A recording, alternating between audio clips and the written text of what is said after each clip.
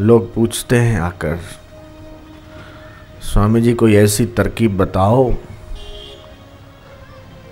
कोई ऐसी कला, कोई ऐसी टेक्निक बताओ कि हम पिछले जन्म में क्या थे पता चल जाए। और ये संभव है। पिछले जीवन में तुम क्या थे ये जानना हो तो संभव है। उसके लिए एक विशिष्ट ध्यान की क्रिया होती। नियमित रूप से हर रोज पर्याप्त समय निकालना पड़ता और रिवर्स ध्यान किया जाता है। 1 महीने पहले कैसे थे, तुमने कल क्या खाया था, फिर 7 दिन के बाद क्या खाया था, फिर महीने के पहले कैसे थे, फिर साल, फिर 2 साल, 10 साल, फिर धीरे धीरे जब तुम 1 साल के थे तब कैसे, फिर 1 महीने के थे तब कैसे, फिर जब तुम जन्मे थे तब कैसे, और पीछे जाओ जब तुम माँ के पेट में थे तब कैसे थे। सिर नीचे था, पांव ऊपर थे, घुटने मुड़े हुए थे, मुट्ठियाँ बंद थी।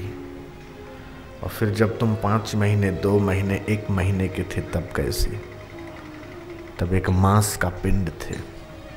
और पीछे जाओ, जाते जाते जाते पिछला जन्म दिख जाता, और उससे पिछला, उससे पिछला।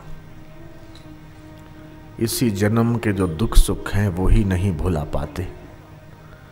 इस जन्म की घटनाएं ही दिमाग से नहीं निकलती, और बुढ़ापे में जवानी की घटनाएं याद आती रहती और नींद हराम हो जाती।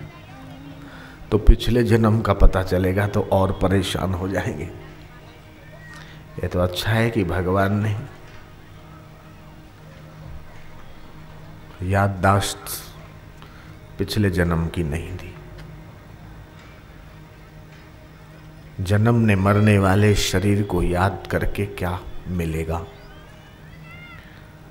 समझो कोई पिछले जन्म में जानवर था तो उसे सुख होगा कि दुख होगा? दुख होगा। याद करने योग्य संसार की घटनाएं नहीं है, याद करने योग्य जन्म जन्मांतरों की योनियां और यातनाएं नहीं। याद करने के लिए ये सांसारिक क्षणभंगुर परिस्थितियां नहीं हैं।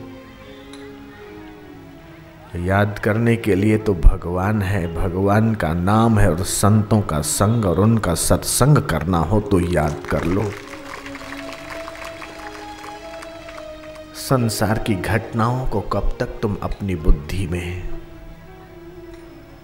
कचरे की नाई भरते रहोगे, इसका कोई अंत नहीं। विदेशों का हाल बहुत बुरा है। सबसे ज्यादा से ज्यादा पैसा 2 लोगों को मिलता। एक तो वहाँ की अस्पताल, डॉक्टर, और वहाँ के वकील। इनके पास जितना पैसा है उतना औरों के पास नहीं है।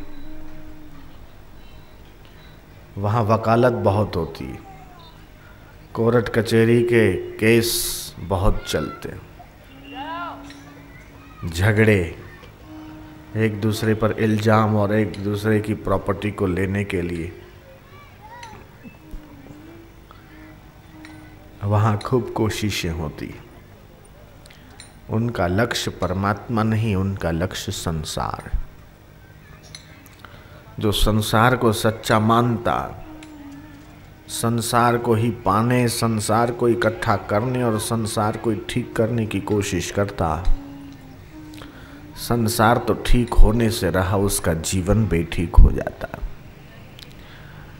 लेकिन जो परमात्मा का ज्ञान, परमात्मा की भक्ति हृदय में भरता है, संसार के दुख उसे छू नहीं सकते।